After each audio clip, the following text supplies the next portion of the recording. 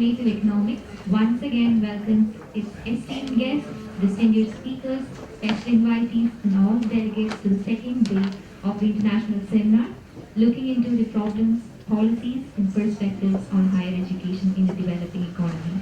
Let's begin the function with a prayer. I invite Ms. Gopika Verma for the prayer.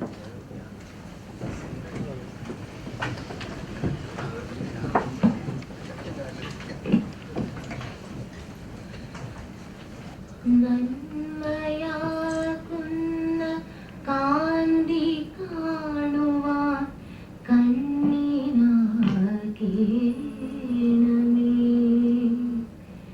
നല്ല വാക്കിൻ്റെ ശീലു ചൊല്ലുവാൻ നാവിനാകേണമേ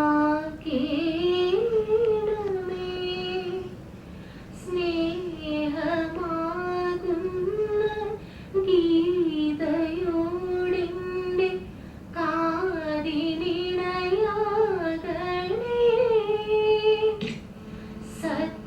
സത്യമെന്നുള്ള ശീലമോടെ ഞാൻ ശാന്തിയറിയണമേ.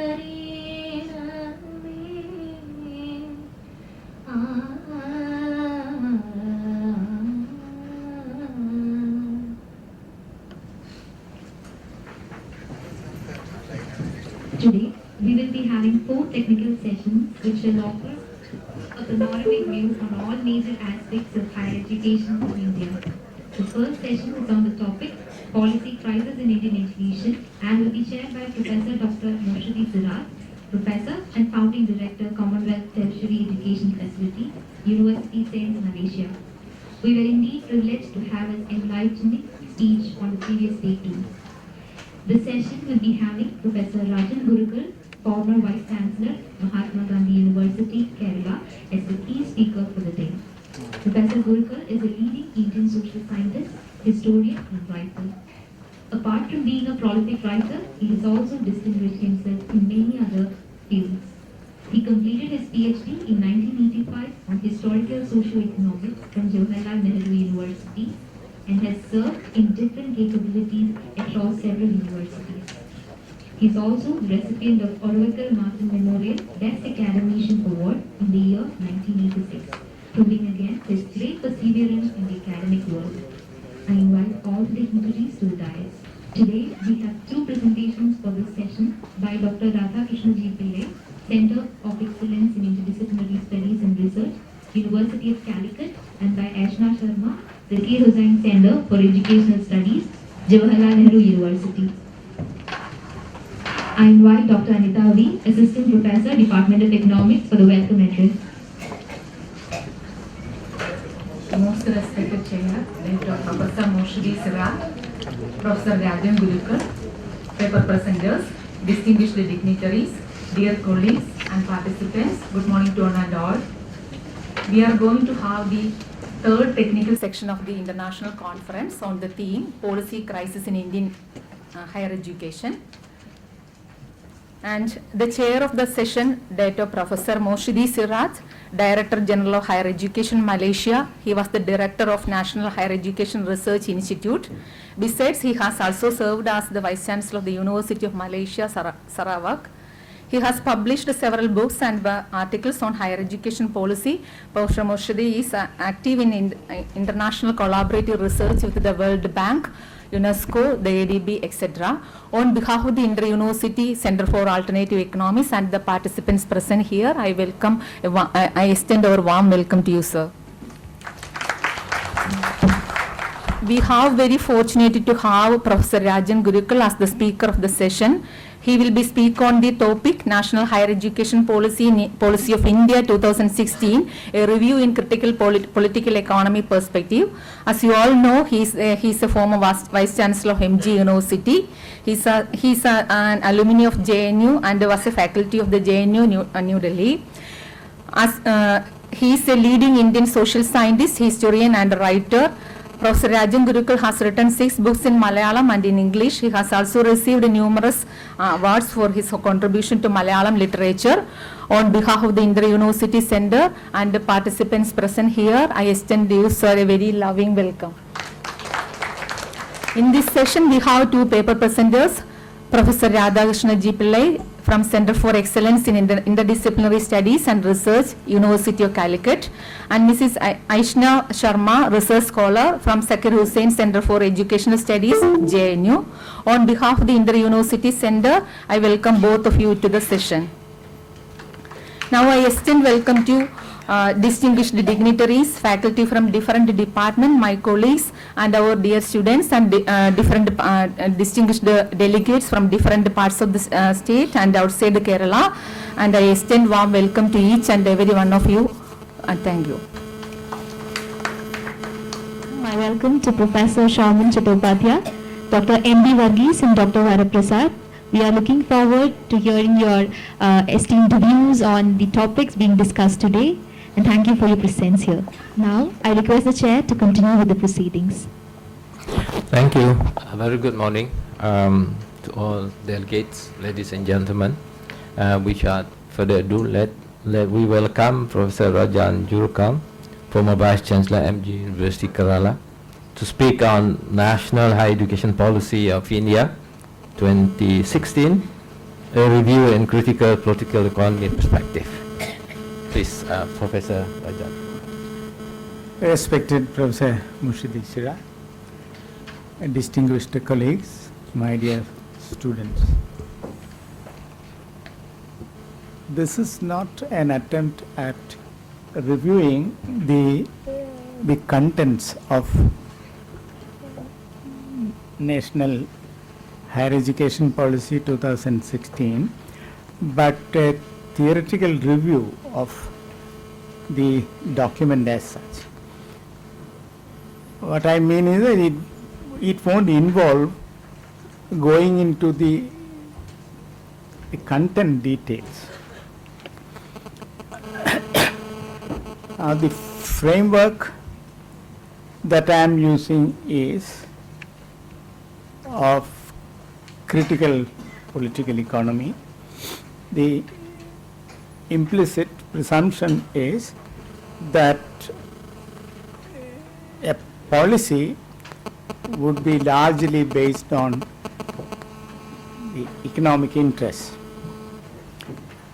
Economic interests would be multiple, but inevitably structured by the dominance of a set of dominant interests. The dominant interests would decide what should be the programs, and ultimately that economy's interest would be realized. Education Policy 2016 has been an evolving document. It began 18 months ago, roughly. Professor Varghese would be knowing more details about that. First, it appeared as a 31-page demand note by MHRD, then a huge compendium of over 5,000 pages containing responses from different stakeholders from all over the country, supposedly compressed into 217-page draft by a team of 4 retired secretaries and 1 academic. Finally summarized in 43 pages by MHRD. That was work by Professor Varghese and his colleagues. Not the content part, but in good language that was summarized. For discussion with the state governments, all great ideals postulated as objectives can be considered as an important feature of the document. You have all good things put into it. Draft National Education Policy 2016 contains all great ideals like equity, access, quality, retention, tribal education, universal education, effective governance, etc., mentioned as objectives in the Kothari Commission Report 1964-66. Value education, long-term learning, insistence upon improving learning outcome-based competency, primacy of electronic sophistication, vocational education, peaceful campus, knowledgeable teachers, and so on are added. Now, whatever good ideas you can think of, they would be present in one page or the other. It criticizes commercialization of education for its consequences. It admits the country's failure in achieving the objectives postulated 50 years ago. Most of these values are there in Courseware Commission report. Naturally, there should be a critical review of the question why these were not realized. Although there is no attempt at ascertaining the reasons for the failure, the only statement that it makes in this regard is that the failure was due to lack of mechanisms for effective implementation in place. That's as good as making no statement. What is important for a researcher who is interested in analyzing things is to think about the causality of it, rather than just saying that no, the implementation mechanisms were not in place.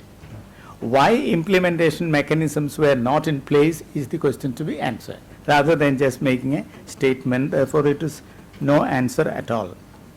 Now, contradictions. Draft National Education Policy 2016 is a muddled and self-contradictory policy document prepared by bureaucrats, but is being made to appear as a democratically evolved participatory text. Its perspectives, objectives and recommendations contradict against one another.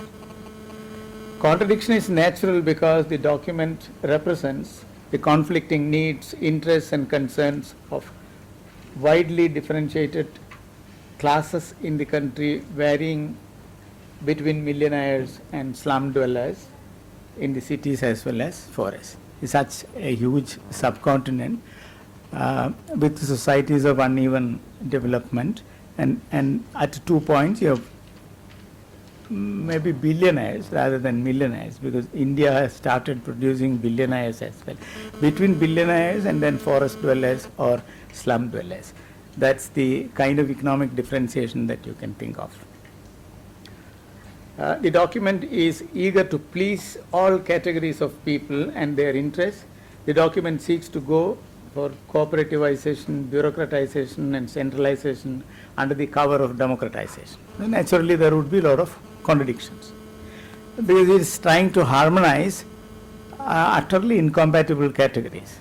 Then the net result would be ponderous paradoxes and irresolvable contradictions all along. Everything said, ultimately the dominant economic interests prevail. That's the main argument of the paper.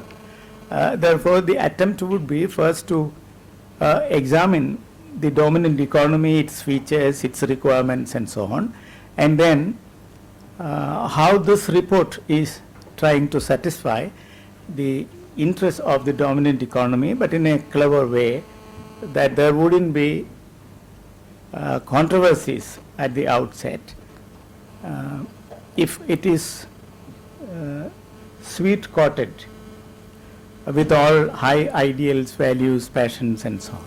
So the document has a very powerful rhetoric to hide the exasperating or disturbing real. The disturbing real has to be engrossed by something which is immediately pleasing or ostensibly pleasing everybody. In the process, naturally, the document became a medley of confusion, a medley of contradictions. The dominant economy decides what needs to be done. This is the theoretical position that is maintained in the paper. Even if the policy document is made up of critical national values as the real agenda, ultimately the dominant economy decides what needs to be done. This is the important factor that we have to remember. Therefore, there isn't much value in arguing that the draft NEP 2016 is a document of contradictions. Even if we remove the contradictions, nothing would happen. Still the economy would see that its interests are realized. Now look at the old, very well-known document in the history of education commissions. There was nothing like is National Education Commission 1964-66, Courseware Commission report Now, that report is well known for the high ideals. A review of the action plans and annual reports of the period between 1968 and 1992 reveals that they had nothing to do with the recommendations of 1966. Recommendations of Qatari Commission were made available to the government in 1966. It will be a matter of research interest to go into what happened to the report. We should examine the action plans prepared by the IAS officers. Action plans and then the annual report. If you make a review of the action plans and annual reports between 1666 and 1992, you will know that these were not at all influenced by Qatari Commission report. This is how you maintain the hiatus between the recommendations on one side and then the actual actions. Actual actions are economy driven. The dominant economy will decide what needs to be done. Industrial economy's interests have been decisive, and bureaucrats under constraints thereof have been preparing action plans accordingly with little or no care for the great recommendations of ECR 1964-66. The draft NEP 16 does the same much more explicitly with its commitment to the country's dominant economy in the background. So this is the only difference. So there is no point in critiquing the document morphologically and also in terms of the contents just by finding fault with the absence of feasible recommendations or anything. Even if there are valid statements and recommendations, nothing would happen to them. They would be just shelved by the system structured by the dominance of the major political interests. The political economic background. We have a specific political economy background for the new education policy. Ever since the signing of the WTO's GATS, the state openly made its withdrawal from most sectors of people's welfare, especially health and education. Hence, there have been legislative efforts in that direction as part of the ongoing process of structural adjustments ever since the 1990s, but all the more emphatically after the nation's signing of GATS in 1st January 2005. GATS required legislative reforms to gain from trade in service, in effect to benefit developed countries. In fact, its groundwork was over way back in 1985 itself by changing the name of the Ministry of Education into that of Human Resource Development. The state, run by bureaucrats who carry out corporate interests, is the promoter of techno-capitalism under the pretext of national development. Techno-capitalism is the current version of capitalism, and this is popularly called the knowledge economy. We will come to the details of the economy subsequently. The state is thus unprecedentedly crony capitalist today. It is determined to streamline all institutions and practices in the higher education sector with a view to quickening the process of expansion of education as an industry with more and more private players.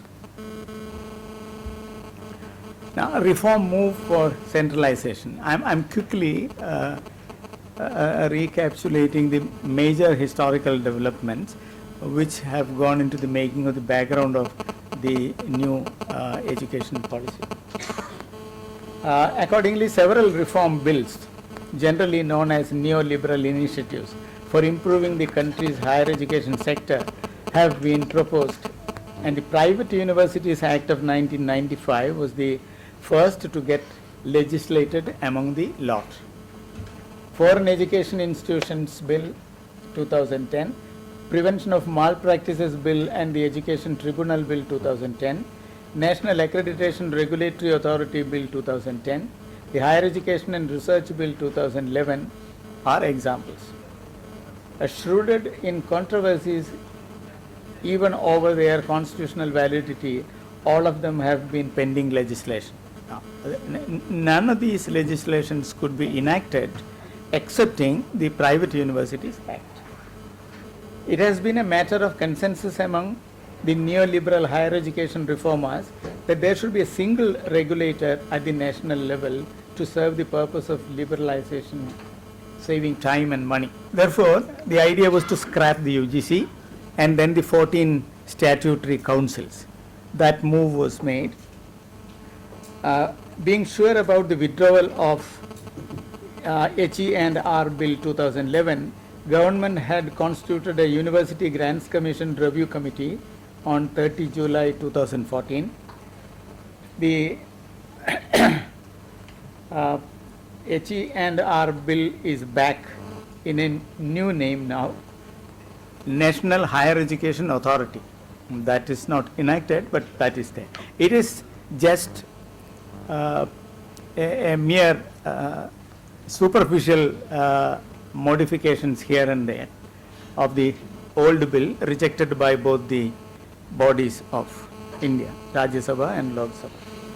So knowing that the bill would be rejected, a commission was appointed to review the functions of UGC and blame the UGC for all faults, and finally deciding upon what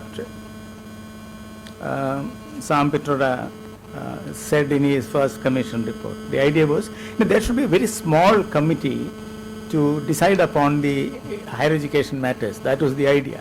Now when you have a huge body with multiple bureaus, UGC has something like 323 bureaus with subject experts, and all these would be deliberated in a time consuming way. Essentially there is a democratic process. I am not saying UGC has been doing it excellently well. Very often some of the experts were really good. In each subject UGC was able to invite them and discuss upon, discuss matters relating to the area of specialization, etc. But Sam Pitroda thought that all these are time consuming exercises. Why call so many people? People like me, half a dozen will do the job. That was the idea. Sam Pitroda and then that kind of some 5 or 6 fellows. That will be the authority, final authority, and that will decide whether you are talking about the ordinary kind of botany or zoology or history or economics or nanoscience, nanotechnology, whatever it is. For everything, this 6-member committee would do. The National Higher Education Authority was conceived in that spirit. Now we go back to the dominant economy. Now I talked about the background because you can see a trend in that. The trend is that of centralization, and also the trend is to reconstitute the entire national infrastructure in such a way that it would accentuate the process of implementation. There should be rapidity in implementation. In other words, it is centralizing the whole activity for achieving certain definite goals introduced from above. These are interests of the corporates, interests of the dominant economy. Dominant economic interests placed from above by using the government apparatus. When the economy is capable of manipulating the government structure at a de facto tone, would mean that the state has become crony capitalist. The state under capitalism acting a totally prejudiced and biased apparatus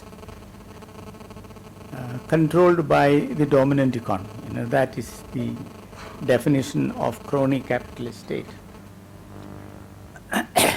that process has been there, and now we are situating National Education Policy 2016 against the background of that. Now, here we have to understand what is this corporate economy, what is its interest in education, or why is it interested specifically in education in the present day context. Today's dominant economy is called techno-capitalism, as I mentioned earlier, dependent heavily on science and technology, an economy that turns new knowledge into multiple commodities is popularly called the knowledge economy. New knowledge is a commodity, and then it also has the capacity to diversify the commodity, which would enhance the investment potential, and in effect it would become capital also. So new knowledge is both commodity and capital in the economy. New knowledge is both commodity and capital in this economy that counts GDP in terms of gross technology product, GTP, and gross science product, GSP. It has opened up an era of intellectual assets, often called intangible assets, relating primarily to technology. This has put discovery science under intense pressure to inevitably transform itself into innovation science. This is an important feature. Science in pure form is not allowed to exist even. Science should be valid by its potential to turn itself into innovation science. So discovery science is something like a non-productive romance in the sector.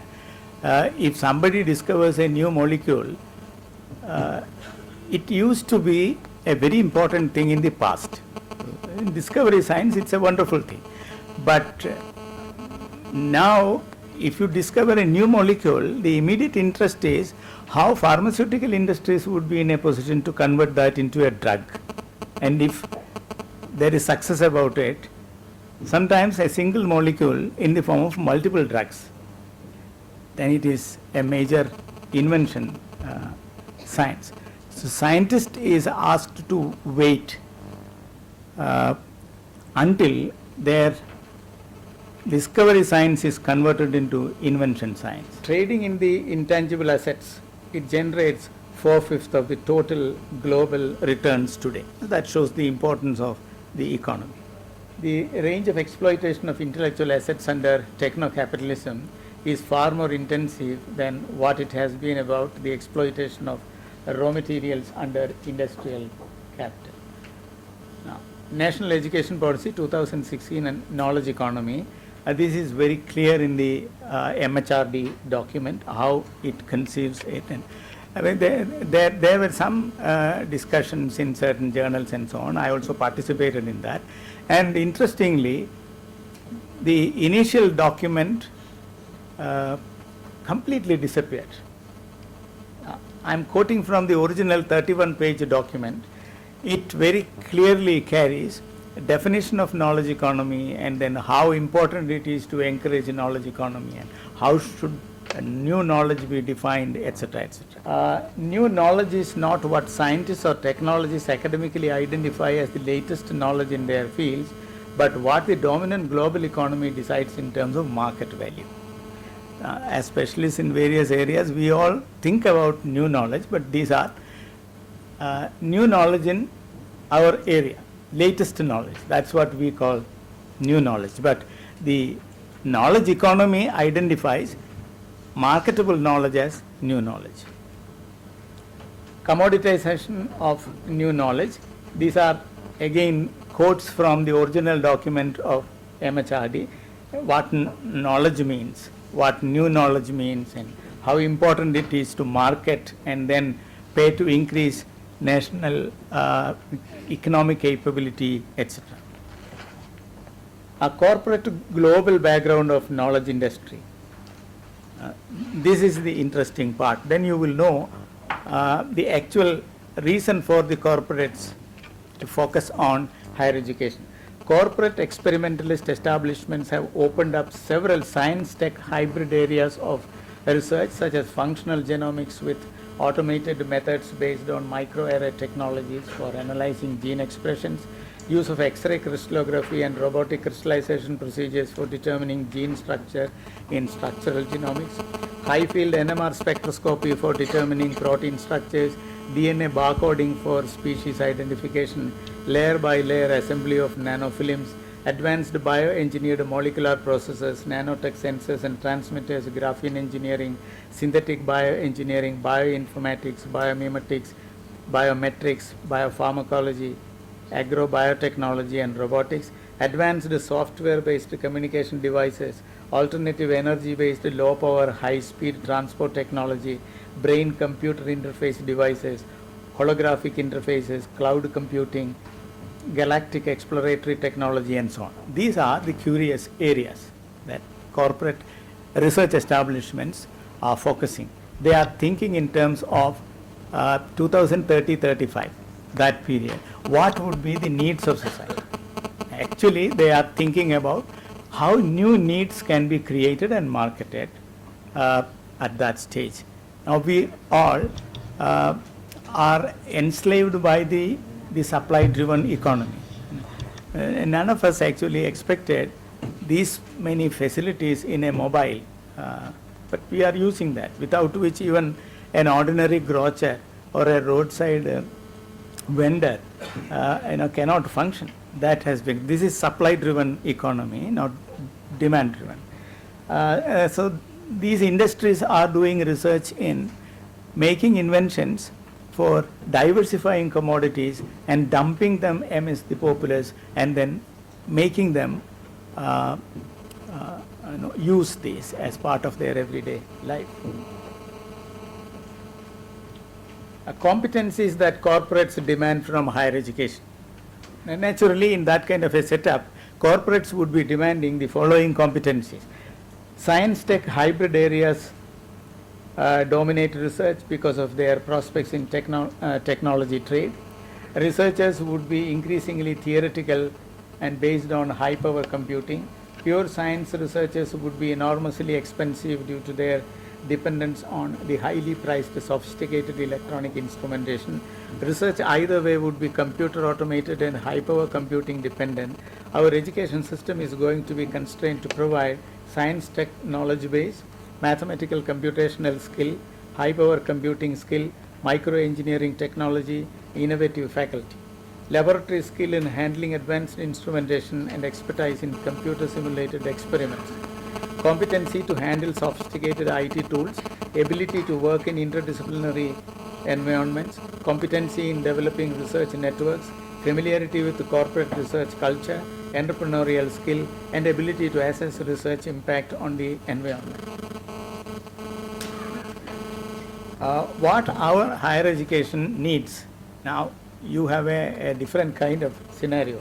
Our education system is characterized by insufficient funding, bad infrastructure, inadequate knowledge base of teachers, outdated content of syllabi, lack of awareness about competencies to be built up, obsolete instructional strategies, absence of autonomy and flexibility. Our quality teaching learning is abysmally poor. From this signboard, from this springboard, we cannot launch ourselves far. We have to urgently remedy all these deficiencies. Even if we succeed in ensuring all this, we will be nowhere near the global standards. A rush to equip our youth with the competencies of global standards is unaffordable and unnecessary. That's my argument. A strange demographic phenomenon. This is another context. India is distinguished as a rare nation of great demographic advantage, for out of the country's total population of 1.27 billion, almost 40% are in the age group of 18 to 23.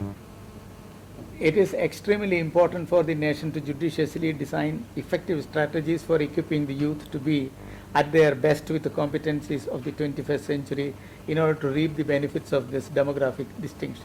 The Intellectual Labour Organization anticipates in India availability of 116 million youth in the age group of 2024 by 2020, a strength that exceeds the Chinese youth population of 22 million. with more than 60% of the aggregate population of the country in the age group of 15-59, the average national age becoming 29 years, by then as distinguished from those of developed countries like America 40 years, Japan 46 years, Europe 47 years. National dependency ratio shall be remarkably beneficial. But the pity is that these old people will be controlling youngsters almost as a robotized people or enslaved through electronic sophistication. Now what do we really do? Let us hope that our premier institutions might succeed in equipping a microscopic minority among the brilliant youth for the technology of 21st century, but we cannot be sure of the global competitiveness. We may only export them for want of a domestic market. That's what we are doing. Our premier institutions are training the youth.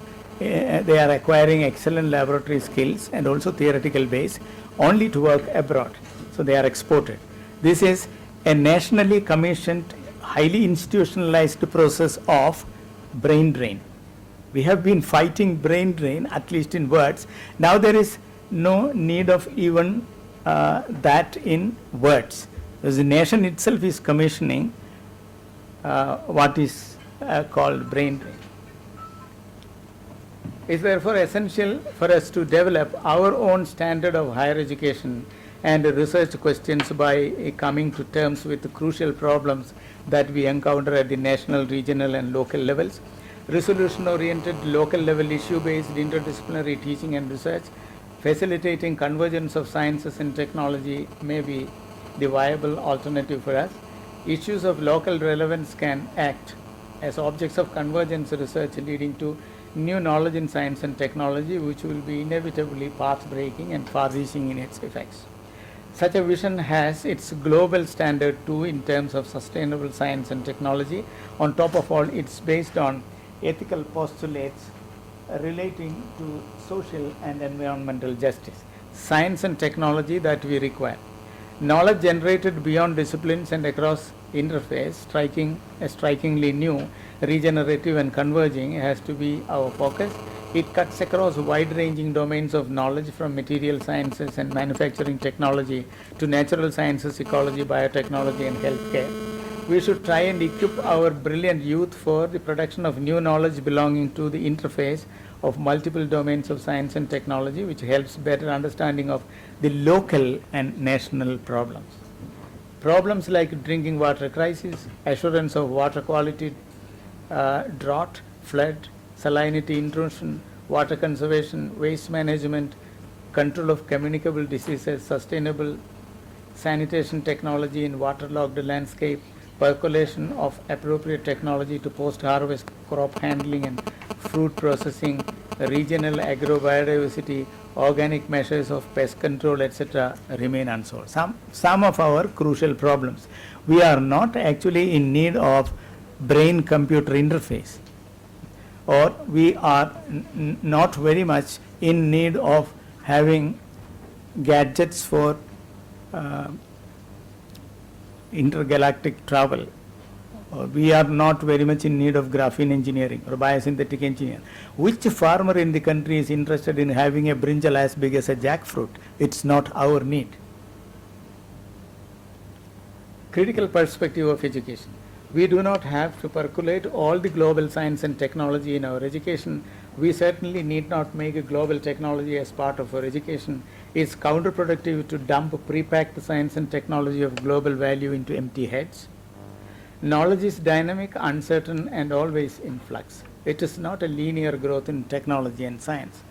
So production of knowledge doesn't mean that you have to produce knowledge in science-tech hybrid areas. It's high time that we have made learning realistic and least alienating.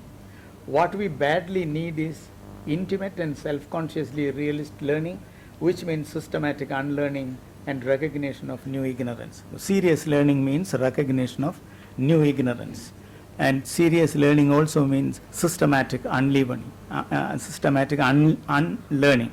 Now, a learner should know a taxonomy of what the learner has unlearned. That's the reason why we call it systematic unlearning. but a kind of bagging of all pieces of information without any idea about the relationship, genealogy, etc., would mean only storing things. But systematic learning is a process of a sequential kind involving correction, improvement, other words, unlearning. It's high time that we have made learning realistic and least alienating. Yes. Bloom et al., Anderson et al. Are becoming all the more relevant, and we have many things to learn from old experts like Ralph Taylor, who published his seminal work in 1949, Basic Principles of Curriculum. And A.V. Kelly, who published his famous work in 1956, the first edition, there is Theory and Practice of Curriculum. These books are still classics, and it's important that we relearn Bloom's taxonomy and the importance of organizing learning, standardizing learning, sequencing it, and so on. Yeah, finished. Thank you very much. Thank you very much, Professor, for that presentation. In the interest of time, I will not summarize or highlight many of the issues that have been raised, except for mentioning that this idea of knowledge economy, for the case of India, probably you have the basis, yeah, to work on improving higher education on the basis of knowledge economy. But it's interesting to see in a small country like Laos with 5-6 million people, perhaps more in Cambodia, more than that, they are also working on this knowledge economy for the basis of their higher education development. And Malaysia, a couple of years ago, was using high knowledge economy for its development, higher education development plan. So like globalization, we insist on tall buildings, skyscrapers and things like that, creating a same kind of strategy for the cities. In higher education, we seems to be working on the basis of the same thing, which is knowledge economy.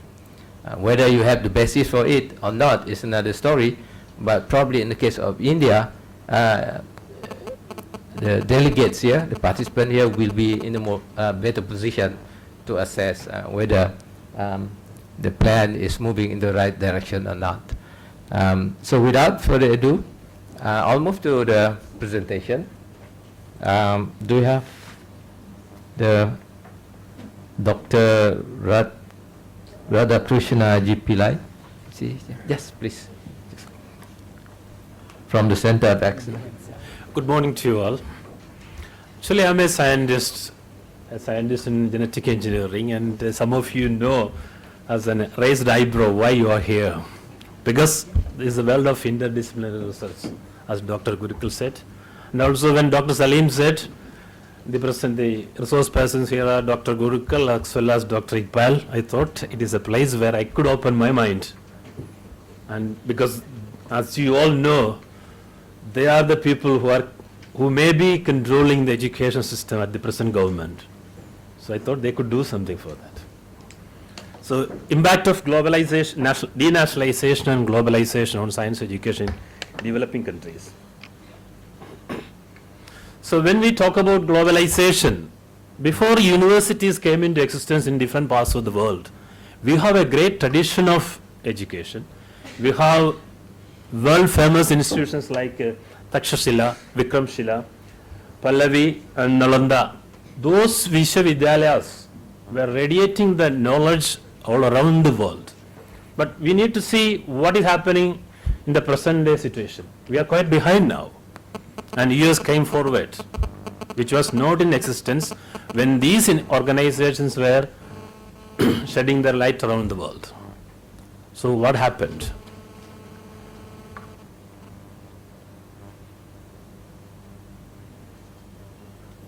So the present education system, the influence of human capital theory is quite high. So it has removed the impact of massism, because now the employee-employer relation has changed.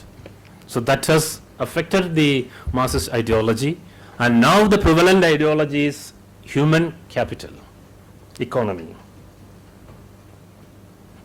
So that needed revamping of education, creation of high-skilled individuals. So the role of education has changed to create highly skilled individuals. Then technocratic model of industrialization. So all the industries are depending upon the most modern technologies, and the human resources needed is quite limited. And the resources needed should be of highly skilled nature. So that has changed the nature of education. So transformation of education system from this mass elementary education to the mass higher education, that is also there. So as I said, change in the relation between employer and employee, and new technologies are leading everywhere, in the industries, in the education system, everywhere. So that need to be taken into consideration when we plan the education system, and most of the time we failed. The implementation stage we failed. We have documents saying all the good things, as Dr. Gurukul said, but when it comes to implementation, what is happening to our country? And you have to think about the new generation sitting in here. So competition of ideas everywhere. The nations are competing for skills development, knowledge development. Whoever builds or creates knowledge at the first will be winning. That is the situation here. There comes the importance of research and development, where we are failing. And the current equation is high skill is equal to high wages, irrespective of the place where you are from. You can go anywhere in this world and sell your knowledge and skills, and you will be hired by employer, because the current system of industrialization or companies, it is not the economic assets of the industries that decides the success of an industry. It is the presence of highly skilled, highly technocratic employees that decide the success. That is the wealth of the industries. So we need to realize that economy or the money has only a partial role. The great or the biggest role of success of companies are the skills and knowledge of the employees.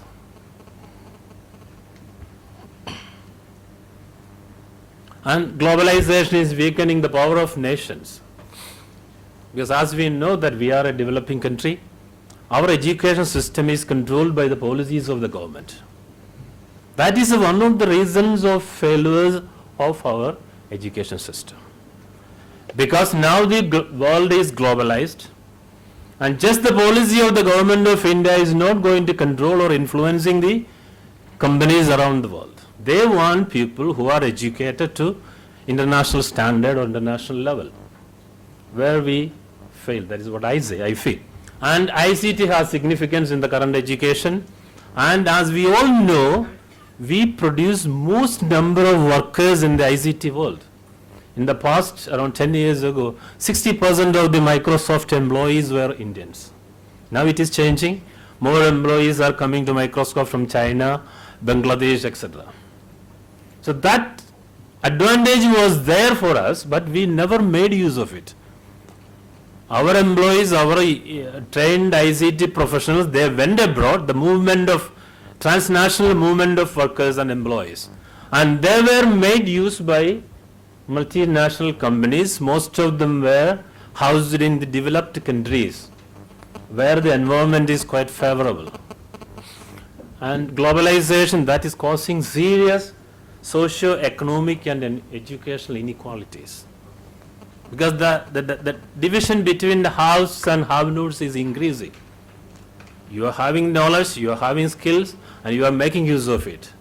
And at the same time, you are using to exploit the underdeveloped nations, underdeveloped world for your benefit. That is where USA is succeeding. That is where other developed countries are successful. So the negative sides of Western education, because Western education, they started transnational education facilities. As Dr. Siraj said yesterday, even Malaysia, they have transnational institutions, Singapore, everywhere in the world, it is there. But it has got its own benefits because they are developing our skills, our knowledge based upon the international needs and standards. But the negative sides are high fees which cannot be afforded by majority of our population. Curriculum completely for the requirements of Western world, the developed world. And generation of human resource purely based on the identification of these Western or the people who need that skills and knowledge. Not for our benefit, not for our socio-economic status. And the organizations like GATS, there are so many clauses in the GATS treaty which can be made use of by the developing countries, but we are failing because of the high influence of the transnationalization policies. And the transnational organizations like United Nations, WTO, IMF, they are also controlling the current education system, as Dr. Siraj yesterday pointed out. On the openly, we don't see that control, but whenever you need some support from these organizations, you have to follow their policies. Then you have to keep away the national policy of education or national policy of social support. So indirectly, they are controlling the whole system of education, whole system of knowledge generation all over the world. The example is Papua New Guinea. That is purely under the control of IMF. Because now they cannot escape from them.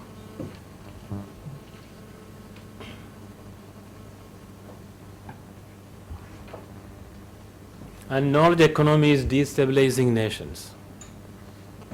Because youth, as a personal agenda, we all need job, well-paid employment, very good circumstances or environment to live in. So in that situation, these transnational organizations are making use. Our youths are getting trained, or they go out of the country and get trained, and they are used by these developed countries. The brain drain is quite high. And elite universities are affecting the West, because we all, the younger generation, even the parents want their children to be educated at elite universities. So they get the best students out of the world.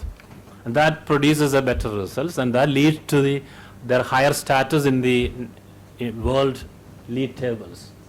As we heard yesterday, none of our institutions are in the list of the top 100 world high-class institutions. Some of our institutions came in the top 500 institutions.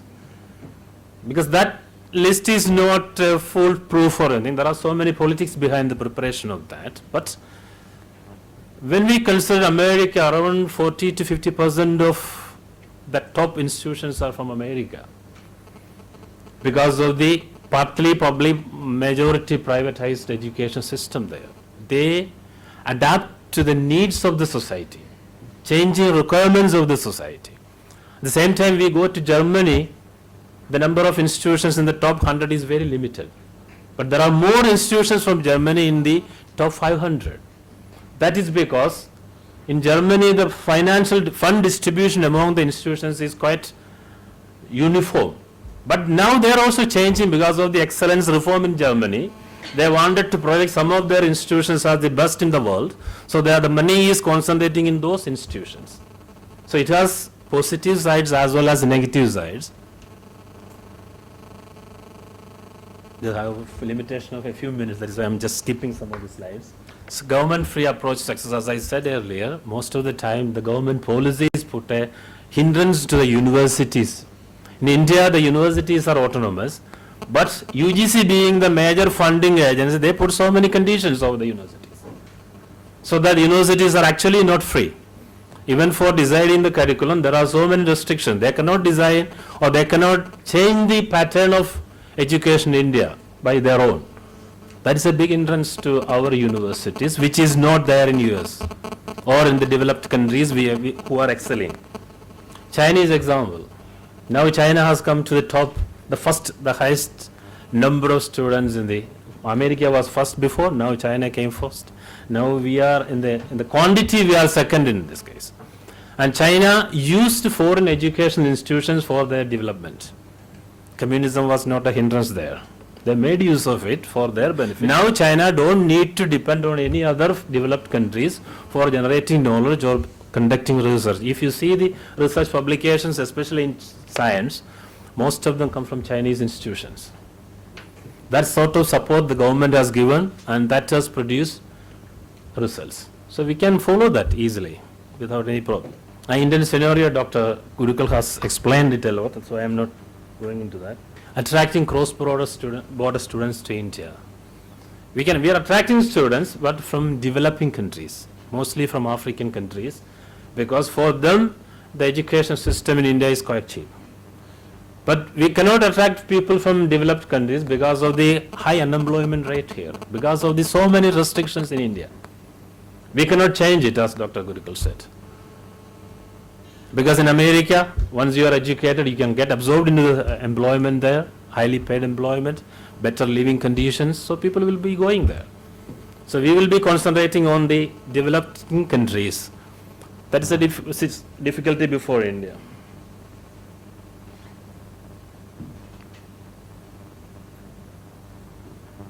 So Phoenix University is one of the more examples we can take into. It is a university where not much research is conducted, mainly knowledge dissemination. So they have good investment capital, that is most important. Then proper executive steering, that is where we are lacking most of the times. Well developed courseware, that is most important in the current situation. This is a teaching only, there is not much research, so there is need of less number of staffs. But they are hiring the top faculties from all over the world and making use of them to make high quality courseware. And that is given all over the world. Anywhere from the world you can have do courses in Phoenix University.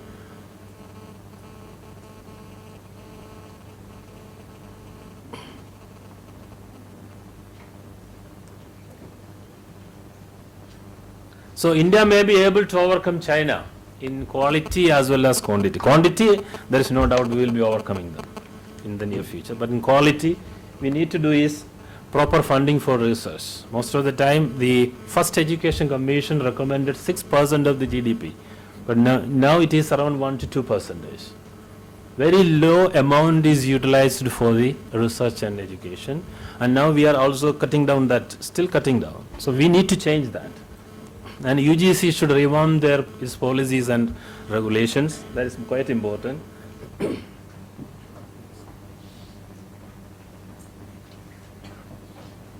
Yeah, the transnational education, presence of transnational education will be suicidal to us at the present situation, because our education institutions are nowhere near to competition with those institutions. First, we need to develop our own institutions, then go for transnationalization of education. Otherwise, it will not be helpful to our social commitment. Social system will be completely changed. It will be going to the purely materialistic world. We cannot afford that, our tradition, our culture. And I think the time is over and I am stopping here. Thank you. Can we call Ashna Sharma from Zakir Hussain Center for Educational Studies, JNU, for a presentation on autonomy and accountability of universities in India. Yes. Good morning. The title of my paper is Autonomy and Accountability of Universities in India, a critical look at policy since independence. There has been a change in the face of regulation. So I've divided this period into pre-1990s and post-1990s. So pre-1990s, there was a lot of emphasis on state funding the universities, and the universities were said to be accountable to the society at large. Post-1990s, there has been a change in the state funding. Universities are expected to diversify their funding base, and also the nature of accountability has altered. And within this post-1990s period, there has been installation of new public management in public funded universities, especially since 2010 when performance-based assessment system was introduced. So what it does, it basically expects the way a private sector is managed, the same way a public sector should be managed. So what is happening as a result is there is developing a contractual relationship between the universities and the state and the faculty within the university and the state or university administration, and this contractual relationship is actually guided by a particular kind of rationality, a particular logic which is guiding the very behavior of universities as well as the faculty. So in this paper I am going to look at how this rationality is expressed in the policy text and how it is expected to be legitimated in the policy text. And this I'll be looking at these two tools of autonomy and accountability. And the central thesis of my paper is that the very purpose for which accountability per se has been emphasized in the policy document, that is quality, that is actually will not be met because of this very rationality, the way institutions and individuals are expected to behave. I'll just quickly look at the policy prescriptions. So before 1990s, Radhakrishna Commission and Kothari Commission, they talked of funding by the state of universities, and also that freedom should be given to teachers to speak or write on even controversial issues. And as far as accountability was concerned, they talked of universities or teachers being accountable to the society at large. And Radhakrishna Commission also said that the value of teachers' work cannot be assessed as it is difficult to have a cause and effect relationship. Now we look at if we look at the post-1990s policy prescription, I have not listed down all the policy documents, I mean the prescriptions of all the policy documents, but generally it talks of diversifying the funding base away from the state, because state is construed as more as an intervention in the functioning of universities. And also there has been a focus on measuring the performance of faculty and universities post 1990s. It was in 2010 that performance-based assessment system was introduced. So this was another way that a change in regulation was introduced in higher education institutions through a change in their governance, and not just through diversifying the funding base. So through this, the faculty has now been made accountable to produce research, outcome in research, teaching, and other co-curricular activities. Similarly, in 2013, Rashtriya Uchchatar Shiksha Abhiyan, it talked of performance-based funding for the state universities to make them accountable for the funds they receive from the state. So, the method that I'll be using to analyze the policy is critical discourse analysis by Michael Foucault. So, COD understands policy analysis as the analyzing the policy contents, which means looking at the beliefs and ideology which is behind the policy statements, that is what is the overarching rule which is guiding those statements, and then looking at the policy determination or policy effects. And it is through these policy effects that those ideology or those beliefs are legitimized. So I'll be looking at basically, so this and this policy content is nothing but the discourse which is there. So discourse is a set of ideas, beliefs, and concepts. And this discourse, just looking at the discourse would not suffice, because one has to go deeper and understand that how this discourse is sustained, and that can be looked at only when we look at the social practices and relationships between the individuals and between the institutions, and the relationship between institution and individual. And this relationship is guided by a particular rationality, which is again that discourse. Thus, a specific form of reasoning is formed in the behavior of individuals and institutions. So this is what this method I am going to use to analyze policy.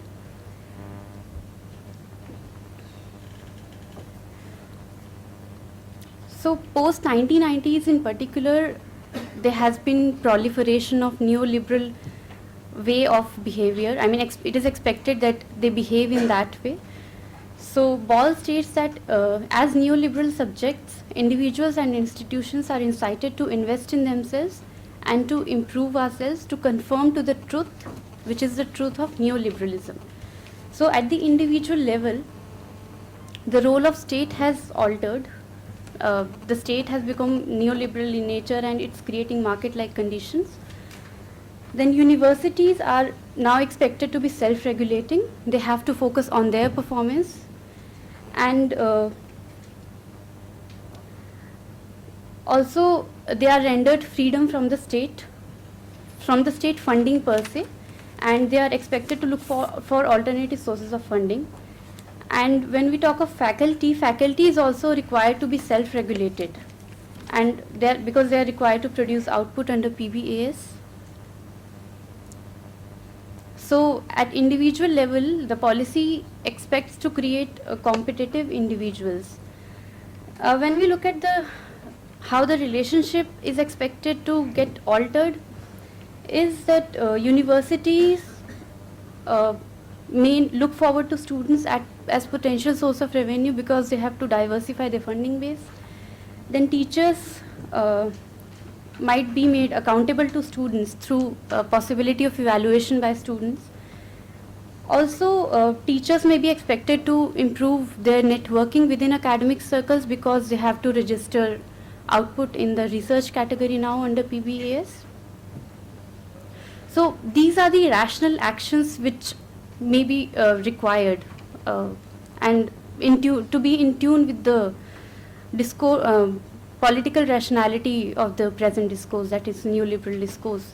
But this is not to say that everybody would do that and they would blindly just be so-called rational individuals, because that there is a resistance which is intrinsic to it. Now, whereas institutions and individuals are expected to act rationally, this rationality may have conflict with ethical behavior. Becker, in his paper, he talks of how even a criminal can be rational, because he is taking actions after weighing all the cost and benefits of his action. So even an unethical activity may be rational. So Stiglitz argues that worker at bottom of ability distribution may conceal information and convince employer of their ability being higher than actual. Now what this emphasis on performance assessment can lead to is fabrication, which is the versions of organizations that are produced to become accountable and effective. So truthfulness is not the objective here. The objective is to become effective. Okay.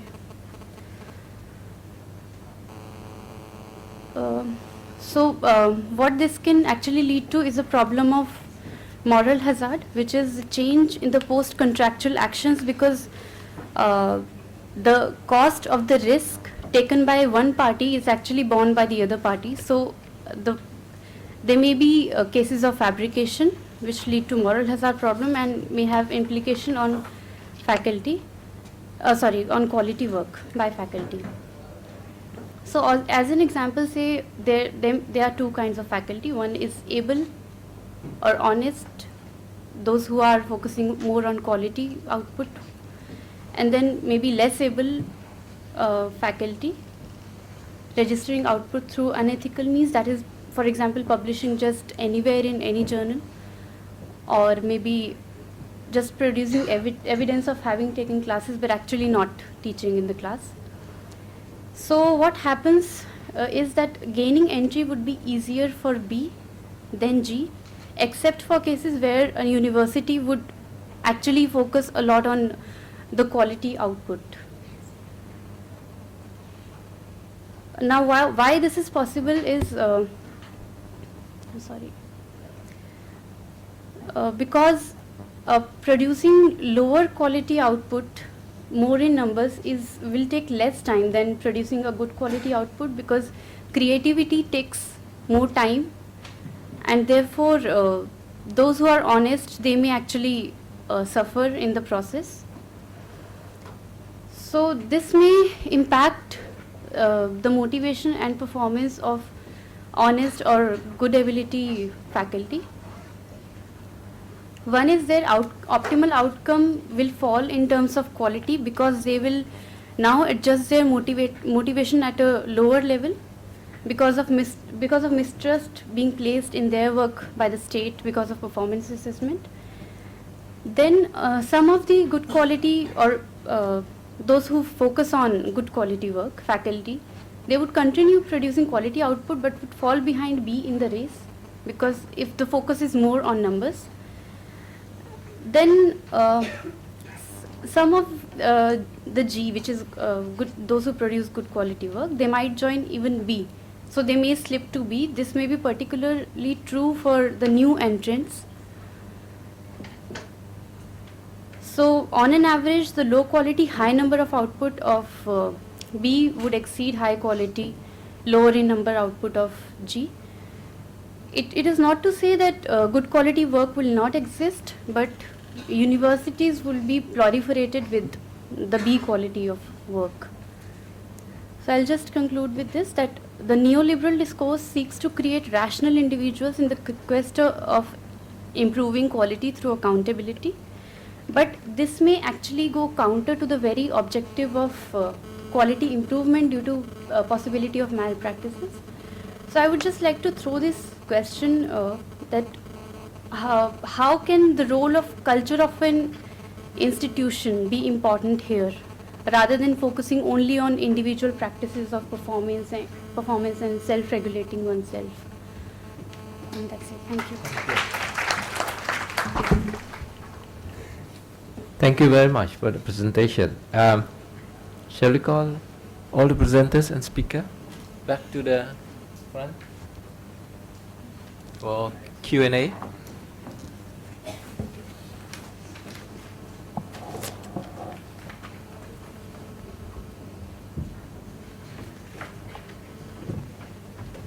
You can sit. I'll be sending. You can sit. I'll be sending. Okay, we have heard from the speaker and the two presenters. Very interesting presentation indeed. You delegates are now free to ask questions, deliberated on the presentation. Do you have questions from the floor for the speaker and for the presenters? Probably have about 15 or injury time for another 5 minutes. Yes, sir. Just state your name and affiliation, please. I'm Shoman Chattopadhyay from JNU. I really enjoyed the presentation made by Professor Rajan Gurukul.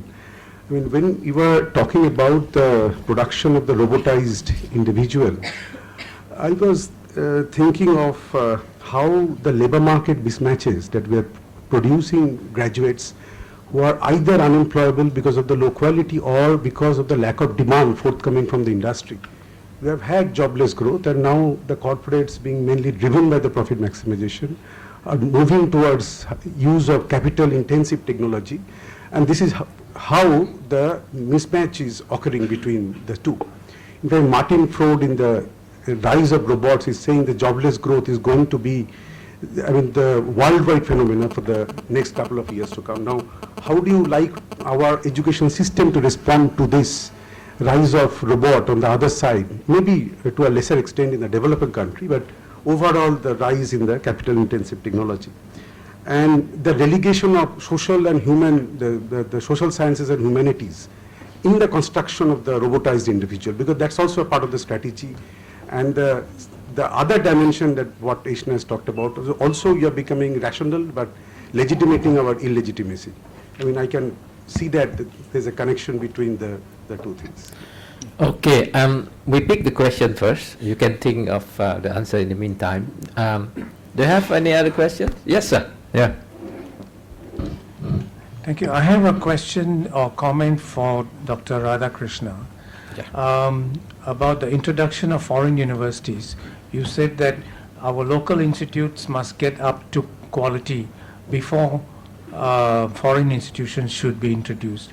My question is, wouldn't the introduction of quality foreign institutions help to incentivize local institutions to become quality conscious and follow some of the best practices, and therefore improve and level up the local higher education landscape? Okay, this is good. Any more questions? Yes? Excuse me, sir. Yeah? Sir. Yeah? India plans to grow by being a knowledge economy. So India is planning to have better growth rates by converting itself into a knowledge economy. So I read it somewhere. So what is your take on that? Do you think India can improve its growth rate? I'm not telling from the point of view of economic development. Can India actually improve its economic growth by being a knowledge economy? Thank you, sir. Okay. Excuse me, sir. One Sir, more. question. Yeah. My question is to Ms. Archana Sharma. Actually, NAC is actually a celebration for universities of India for every 5 years. So it's actually a performance-based assessment. So don't you think that quality should be a criterion instead of, it's more of like, although they propound to be a qualitative assessment, ultimately it is also becoming a quantitative assessment. So do you think that its criterions need to be changed? The strategies which they put forward should also be changed, so as to increase the number of G people in the number. Okay. So my question is to Professor Gurukul. In the national education policy, I think I read somewhere that there is an exclusive focus on inculcating a sort of responsible citizens. We have to cultivate more responsible citizens for our society. Don't you think that this is a sort of a totalitarian social control? Sort of a one-dimensional man from Marcuse's perspective. Is this? How do you think that in the current scenario you can strengthen democracy? That's my question, sir. Okay. Any more? Sir, I have a question. Where is it? I can hear but I cannot see. Oh, okay. Yes, please. Thank you. So my first question is to Aishna Sharma. So I'm making a statement. With greater autonomy comes greater accountability. So this should be like this. But is it true for the Indian context? If not, why? And my second question is to Rajan Gurukul sir. So you told that there are a lot of contradictions in the new education policy. It is a policy which is seeming to please everyone. So can you add more clarification to this statement by pointing out certain examples? Thank you. Okay, I think we have enough. Oh, you last one. Okay. Two more. Do you have time, organizer? Sir, please give us some more minutes because lots of people. Oh, yeah. We can skip lunch, for example. No? Okay. Yeah, one. I have 1, 2, 3. Any more on this side? No. Okay. Yes, please. Sir, my name is Himanshu Tripathi. So my question is to Dr. Radhakrishnan, sir. So because you are from Center of Excellence in Interdisciplinary Studies, sir. So can you please throw some light on multi-skilling rather than highly skilled in one specific area, sir? Yes. Sir, my question is to Rajan Gurukul, sir. Sir, you said that the higher education's benefit should percolate to the basic needs of the economy. But how far it is possible in India that in the domestic economy we are having pressure groups and interest groups with vested interest, and we could say that even the policies and laws are having great ideals and objectives, but sometimes, as you said, even the Kothari commissions and all, it is being abrogated, or sometimes it has become effigies. So how these kind of percolation is possible, and how we could include it in policies and laws, since we are experiencing this kind of a situation. Thank you. Okay, last one. My question is to Professor. It's okay. Yeah, okay, fine. Yeah, question. I'm trying to relate your presentation and the context of the education policy for higher education from the explanations. How is it linked to to our structural social issues. I tend to think that where we base our marking scheme to justify whether our policy serves the real needs is the weak part of our societies, because from the explanation and the sophistication of technology, I think it is not inclusive, it is exclusive to some of our people, in the sense that I have a feeling that if one goes to the space or goes to those bigger things, you have to go to the village before you go to the space. You have to have food before you go to. So I feel there's a kind of a disconnect between, in terms of inclusive education policy and the realities. Okay, thank you very much. Those are the questions. I think they have. Oh, you have an urgent one. Okay. I am Sabu, coming from Thrissur. My question is to Professor Rajan Gurgal, sir. There is a statement that Government of India itself is commissioning to train people into developed countries and global village. My doubt is that if there is any meaning in dividing the people in terms of geographical boundaries and nations. Thank you. Thank you. So you have so many questions. You can pick and choose which one you want to answer, but during tea time, whatever, they can come back to you and get more response from that, because we don't have that much time for a detailed answer. Yeah, please, sir. Actually, I was referring to robotization in a pejorative sense. My first point actually is that at the most we will be able to train the best ones in the country suitable to be exported, because there is no domestic market. We won't be able to pay them well. With the result, they will go away. At the same time, there is huge propaganda for developing international competitiveness, globalization, internationalization, and so on. All this will result in having drain of the best ones. At the same time, we have very serious problems like drinking water problem and drought problem. Lot of issues are there, and we don't get good brains to resolve such problems. For example, the algebraic epidemics of this H1N1, chikungunya, this, that, and so on, and we don't have resolutions coming up, because innovative people are pumped out. That was the issue that I was trying to address. Then coming to your question, certainly economic growth will be there, but without equity. Now, your issue, it's a misconception that capitalist development and democracy can go together. This was very well debated theoretically earlier by Marx himself when he wrote his article on Sepoy Mutiny in 1858 in New York Tribune. He said, Britain is now showing the trend of capitalism, anticipating its highest phase, inseparable from imperialism. And that is the clinching thing which Rosa Luxemburg later on took up and argued that as capitalism grows, democracy will have to decline. And Lenin, theorized it as imperialism as the highest stage of capitalism. Now we are experiencing it. This need not necessarily be the highest stage, but certainly we are experiencing advanced phase of capitalism. And what we really see in India is crony capitalist state, where democratic practices are mere rituals.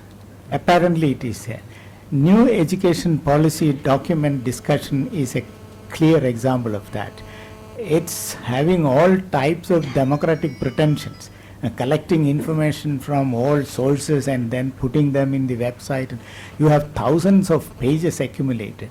And one TSR Subramanian committee, that committee could not even examine the recommendations given by the premier institutions, which were asked to comment on a new knowledge question, item 20 in the original document. I was one of the discussants in Indian Institute of Science regarding this issue.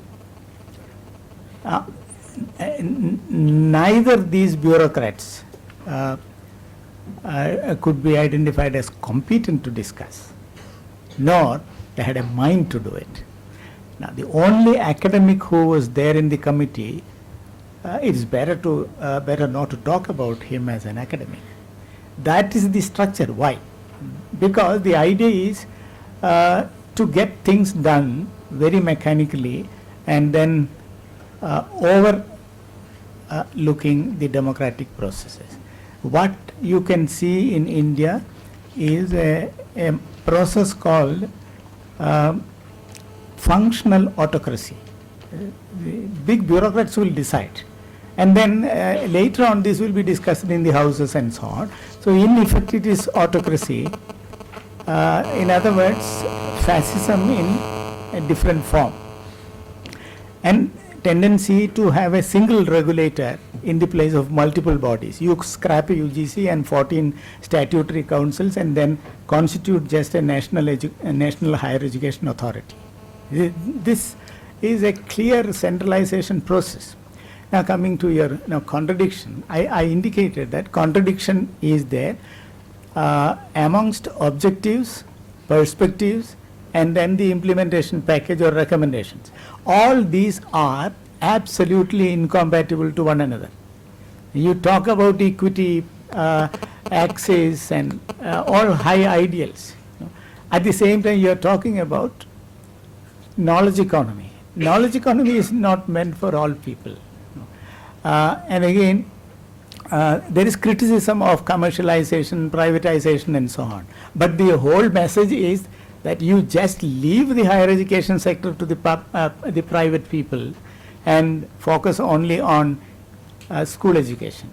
Now, the discussion which is going on in Delhi now, all education ministers of the states are assembled, and minister might be talking or others might be making the presentations. There is no specifically indicated item on higher education.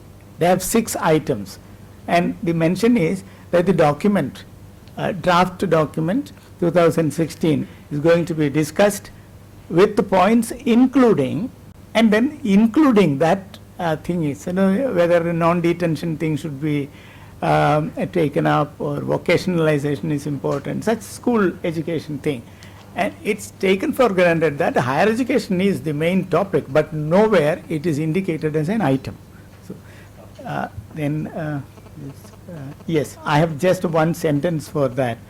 There are certain things theoretically impossible. Theoretically, if you examine, you will know that it's non-feasible. Whatever is theoretically non-feasible has to be politically made feasible. There is only a political answer to what you have asked. And your question, I think, what was that? I just forgot. Pardon? Yes, what did you ask? Government of India is commissioning to export skilled labor. How we can prevent that phenomenon? Yes, now earlier we could at least speak.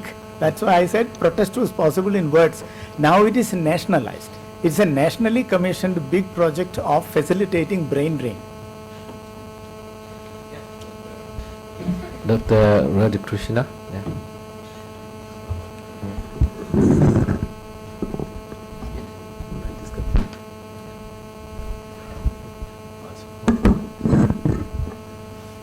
Sir, I totally agree with you. In the ideal situation, yes, that can happen. It can stimulate our institutions and the competition will be there, they will improve. But the situation is, we are nowhere near they have the ability to compete. Like a local pan shop vendor is competing with the Reliance supermarket. So far, poor people are there, the local man will survive. Once that is gone, he will disappear. Same thing will happen in our university. The basic problem is funding and facilities. I am from University of Calicut, one of the oldest department there. but we don't have a single equipment which is working properly. But I worked in America and UK. The second day of my starting, started my research in full-fledged. I came back 3 years ago. Even now I am struggling to start my research. That is our condition. Then we come to the faculty, and you all know how we recruit our faculties and how we assess. Here, the performance-based assessment system was. Anybody can, a professor need to score 40 points. Anybody can score that point if he is a little bit vigilant. I presented a paper here, I scored 10 marks. I need to get only other 30 marks to show that. One project, 25 marks. Guiding 2 MPhil students, I got 40 marks. So where is the improvement? Where is the assessment of the quality of that professor? That is the system we have. In that situation, we will be failing, no doubt in that. And multidisciplinary was saying highly skilled. But multidisciplinary is not saying that we don't need high skill. We need high skill. I will tell my experience. I was a biochemist. I went to UK. I started working on biophysics. I got the training. I did wonderful research there. I made good publication. So that is because of the interdisciplinary approach. If I want to do research in biochemistry, I need the support of biophysicists. I need the support of, if I am working on stem cells, I need input from a lawyer. So that is the multidisciplinary approach we need to have. It's not diluting the expertise. High expertise plus the support of other disciplines. Then your suggestions. Yes, we need to have that sort of knowledge because we need to know about village before we go to space. Yes, that will be helping your all-around development, and our education system is, especially the system like India, is totally forgetting that. From primary school, we will teach our children to become a doctor or to become an engineer. Just learn that only. Just learn according to the curriculum. Nothing outside that. But we go to a developed country, that is an overall development of the student is aimed. We are lacking it. We need that. Somebody like Dr. Gurukal or Dr. Varghese, I think they might have pointed out this to the administrators, the politicians, because they are all playing this vote bank politics. Until we don't stop it and until we don't respond to that. I'm going to tell you an example, simple example. Forgive me, the head of the department. We were supposed to start at 9:30 yesterday. We started at 11 o'clock. We were started to support 9:30 today. We started at 10 o'clock. And said discussion part will be very limited, 10 minutes for discussion. So the crucial thing is we should have discussion in these sort of forums. We forgot that. We started late, we wanted to make good the time, so discussion is out. So in all the places, we are leaving out the most important thing for our convenience. Until we change that attitude, this is my opinion, you may disagree with that, our country will be going down. We have greatness, we say that Para Bharat Mahan. Yes, it is great because of the people who led us to that greatness. Now we need to think where we are going. I will say, because I taught in India, I taught in America, I taught in UK. Before I go to an American classroom, for 1 hour lesson, I prepare 3 or 4 hours. Because the student response is like that. In Indian classroom, I can go without anything. They never ask a single question. So that is it. Until we change that culture, it's difficult, sir. Sharma, you have 2 questions. You asked about autonomy and accountability. Yes, they do go together, but we have to look at what the nature of accountability is.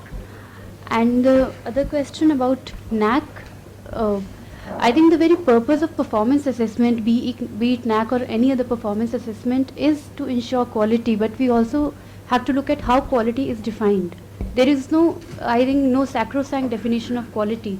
And in the present discourse, anything which is quantifiable is taken as quality. So I think we need to first look at that, and secondly, rather than just that, like in my conclusion, I just discussed about changing the culture of university.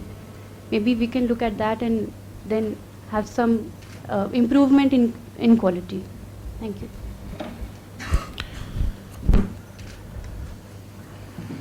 Okay, thank you very much for those Q&A session. Been a very interesting session. So over to you. Yeah. The session was indeed a warm one, and to consolidate all our gratitude formally, may I invite Anamika Dinesh. Morning everyone. Our third technical session on policy crisis in Indian higher education is over. There is no doubt it was indeed an innovative and thought-provoking session where all the presenters pointed out how our education have been converted into nothing but a commodity and what really have to be kicked out of this equation to bring back its value and help education to serve its real purpose. Let me get to my duty. I would like to thank Professor Dr. Morshido Sirat, Professor and Founding Director of Commonwealth Tertiary Education Facility, Sir Terimo Gassi, I hope that's right. And next I would like to thank Professor Rajan Gurukul. He has left, but still, as the key speaker of the session, for pointing out and his unsurpassed discourse on national higher education policy and for bringing out what actually is put forward in front of us as the national higher education policy is a largely muddled document. Thank you, sir. And next to Dr. Radhakrishna G. Pillai for effectively bringing out the strength and weakness of the globalized and denationalized education system and the opportunities and threats before the Indian universities. Thank you, sir. And to Aishna Sharma from Zakir Hussain Center of Educational Studies for her information imparting presentation on autonomy and accountability of universities in India. And last but not the least, to all students, research scholars and my teachers, I express a warm thanks on behalf of our India University Center. Thank you all. We will be having a very short tea break. Tea is being served outside the hall. Kindly help yourselves with a cup of tea. Be back soon.